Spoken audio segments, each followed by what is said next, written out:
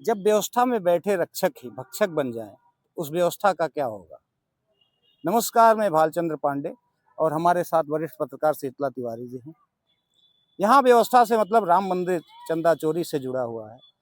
अर्थात राम मंदिर ट्रस्ट जो बनाया गया था, उसके जो महासचिव चंपत राव, अनिल मिश्रा और अनिल राव का पूरा नाम जो है वो अनिल गोपाल राव है। ये तीनों जो है मुख्य चेहरे पूरे के पूरे राम मंदिर में छाए रहे। यहाँ तक कि राम मंदिर निर्माण से लेकर के और आज तक, जब तक कि चंदा चोरी का आरोप नहीं लगा, तब तक वहाँ प्रमुख किरदार बने रहे। जैसे ही चंदा चोरी का आरोप लगा, प्रशासन द्वारा एसआईटी गठित की गई और एसआईटी की रिपोर्ट जैसे ही आई, उसमें जो मुख्य किरदार समझ में आया, एसआईटी ने अपने रिपोर्ट में जो मुख्य किरदार बताए, उनमें चंपत राव, अनिल मिश्रा और अनिल गोपाल राव का नाम जो है प्रमुखता से लिया। लेकिन जो एफआईआर की गई, वो उसमें इन तीनों लोगों को बचा दिया गया। अर्थात ये कहा जाए कि इन तीनों लोगों को बाहर कर दिया गया और जो उसमें प्रमुख नाम आए, उनमें वो एक तरह से कहा जाए तो जो नुमाइंदे थे, जो कारबरदार थे, उनको उसमें फंसाया ही गया है। जो एफआईआर हुई उनमें प्रमुख थे मनीष यादव, रमाशंकर यादव, सुभाष चंद्रा, अविनाश शुक्ला, करुणेश पांडे और लवकुश मिश्रा, अनुकल्प मिश्रा। इनमें कुछ चेहरे ऐसे हैं जो बैंक कर्मी थे, कुछ रिटायर हो गए थे, कुछ इसमें वर्तमान में थे। कुछ ऐसे थे जो ड्राइवर हुआ करते थे और कुछ ऐसे थे जो कि पैसे जो चढ़ावे आते थे चंदा के रूप में, उनकी गिनती करना और उन्हें बैंक में जमा करने का था। अब इसमें आरोप ये लगता है कि जो उसमें प्रमुख किरदार थे, चंपत राव, अनिल मिश्रा, जो कि पूरा करता धरता थे, पूरे कोष की जिम्मेदारी जिनके पास थी, वो छूट कैसे गए। और उसमें जो एक तरह से कहा जाए छोटे मोटे चेहरे थे, उनके खिलाफ एफआईआर हुई और वही गिरफ्तार हुए। उन्हीं के पास से रिकवरी हुई 80 लाख रुपए। आज इसी विषय पर चर्चा करने के लिए हमारे साथ वरिष्ठ पत्रकार शीतला तिवारी जी हैं।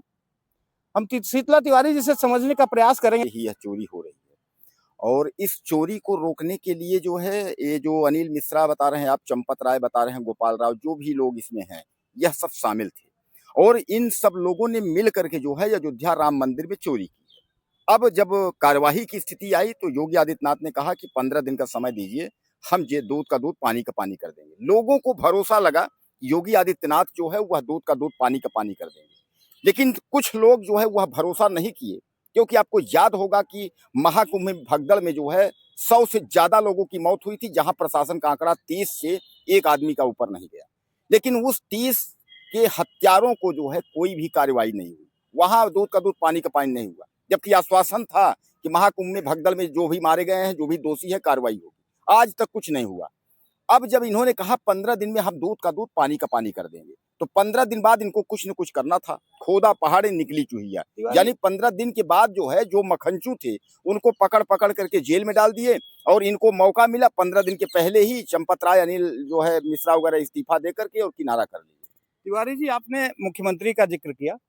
अभी यहाँ कल जो है नेता प्रतिपक्ष सपा मुखिया अखिलेश यादव जी का दौरा हुआ है और उन्होंने सीधे सीधे आरोप लगाया है कि एक तरफ जहां मुख्यमंत्री जी विश्व रिकॉर्ड बना रहे थे मंदिर जाने का, अयोध्या जाने का, वहीं उसी समय जो है वो धीरे धीरे चोरी हो रही थी और मुख्यमंत्री जी को इतना भी एहसास नहीं हुआ कि चोरी हो रही है। ये उन्होंने आरोप लगाया कि सीधे सीधे दीपक तले अंधेरा। तो क्या कहीं वास्तव में इस तरह का मुख्यमंत्री जी वास्तव में के संज्ञान में नहीं था या जानबूझ के जो है उसको इग्नोर कर रहे थे? देखिए, मैं आपको बता दूं, यह चंपत राय और अनिल मिश्रा जो है, यह एक ऐसे व्यक्ति हैं कि एक तरीके से आप मान के चलिए कि आरएसएस और बीजेपी के बहुत खासम खास माने जाते हैं। और आरएसएस बीजेपी जब खासम खास हैं तो ऐसा कैसे हो सकता है कि उनको नहीं मालूम है, योगी आदित्यनाथ को कोई बात नहीं मालूम है। सब कुछ पता है, सारी बात पता है, लेकिन इनको लगा था कि पोल नहीं खुलेगा। लेकिन आप समझ लीजिए कि ज्यादा दिन जो है गलत और भ्रष्टाचार और लूट खसोट जो है ज्यादा दिन चलती नहीं है। अब रही बात स्वर्गीय मुलायम सिंह के यादव के लड़के की बात आप कह रहे हैं कि अखिलेश यादव राष्ट्रीय अध्यक्ष की, तो सामान्य बात है कि विपक्ष के नेता हैं वो तो कहेंगे ही, पूर्व मुख्यमंत्री भी हैं और भावी मुख्यमंत्री भी हैं, तो वो तो कहेंगे, इसलिए कि उनका भी उत्तर प्रदेश में दायित्व बनता है। अगर नहीं बोलेंगे तो लोग कहेंगे कि भाई उसमें अखिलेश तो एक शब्द बोले भी नहीं इतनी बड़ी चोरी के लिए। तिवारी जी, यहीं पर चूंकि अखिलेश जी सीधे सीधे आरोप लगा रहे हैं, वहीं जो है एक मुख्य विपक्षी ही कहा जाएगा, मायावती जी हैं, उनका स्टेटमेंट आता है और उन्होंने सीधे सीधे कहीं ना कहीं आरोप सपा की तरफ या कांग्रेस की तरफ लगाया है और इस मुद्दे को लेकर कहा है कि इस मुद्दे को, अर्थात चंदा चोरी के मुद्दे को लेकर के राजनीतिकरण न की जाए, इसका राजनीतिकरण न किया जाए। इसको किस नजरिए से आप देखते हैं? देखिए भाई, मैं बता दूं, अगर बीजेपी अगर इस वक्त कोई भी नेता बोलेगा तो उसको यही कहेगी कि इसका जो है राजनीतिकरण न किया जाए। भैया, इसमें राजनीतिकरण क्या है, आप ये बताइए। पूरे देश के बच्चे बच्चे लोग जो है 1 पैसे से 10 पैसे और लाख करोड़ रुपए तक जो भी भगवान के चरणों में चढ़ा, वो श्रद्धा के रूप में चढ़ा। आज जिस व्यक्ति ने जमीन बेच करके 1 करोड़ रुपया दिया, वह भी कह रहा है कि हमें पछतावा हो रहा है कि हमने गलत जगह पैसा दे दिया। यार, कहने का तात्पर्य यह है कि अगर पांडे जी, अगर कोई अगर इस बात को उठाए, चाहे राजनीतिक हो, फिल्मी दुनिया के लोग हों, एक्टर हों, क्रिकेटर हों, कोई अगर इस बात को उठाए कि गलत हुआ, तो आप कहेंगे कि राजनीति कर रहे हैं, आप ज्यादा बोल रहे हैं। नहीं, होती है। तिवारी जी यहाँ कहने का आशय ये है कि राजनीति थोड़ा दूर तक समझिए, आप लोगों को, हमारे दर्शकों को बताने का प्रयास कीजिए कि जो इस समय मायावती जी का स्टेटमेंट आता है वो किस दिशा में आ रहा है। आप से मेरे कहने का आशय थोड़ा आप समझिए कि आप दर्शकों को हमारे बताइए कि मायावती जी क्या वास्तव में कहीं ना कहीं अंदर खाने बीजेपी का सपोर्ट तो नहीं कर रही हैं? ये तो दर्शकों को भी पता है, ये आपको भी पता है और सबको पता है कि मायावती बीजेपी का जो है एक सिक्का, और मतलब जो है कहते हैं ना, 2 पहलू वाला चक्कर है जो है, एक सिक्के के 2 पहलू। आप भी जानते हैं कि 2017 के बाद से ही मायावती की पार्टी विलय होकर के बीजेपी में कन्वर्ट हो गई है। मायावती वही भाषा बोलती हैं जो बीजेपी की है। आप कभी भी देख लीजिए, मायावती की जो प्रत्याशी होते हैं, जहां बीजेपी का जो प्रत्याशी जीतने वाला होता है, जो सपा को हराने वाला होता है, ऐसे चयनित करके जो है प्रत्याशी रखे जाते हैं। इसमें कोई बात नहीं, तो सीधे-सीधे सब लोग जानते हैं, इसमें कहने वाली कौन बात है। उन्होंने तो सीधे-सीधे, आप फिर भी एक बार देख लीजिए, इसके पहले 2021 में उन्होंने जो है रैली की थी अम्बेडकर पार्क में, रमाबाई में, और उसके बाद जो है 2022 में चुनाव था। फिर 2026 में चुनाव, उसके पहले जो है 24-25 उन्होंने फिर रैली उसी ग्राउंड में की है, और उन्होंने सब पर साधा निशाना, उसने अखिलेश पर भी, राहुल गांधी पर भी, लेकिन बीजेपी में कहा कि योगी अच्छा काम कर रहे हैं। तो कहने का तात्पर्य जो है, देखिए, राजनीतिक पार्टियां हैं, ये दूसरे किसी को राजनीति न बताएं कि आप राजनीति न करिए, आप राजनीति न करिए, ऐसा कुछ नहीं है।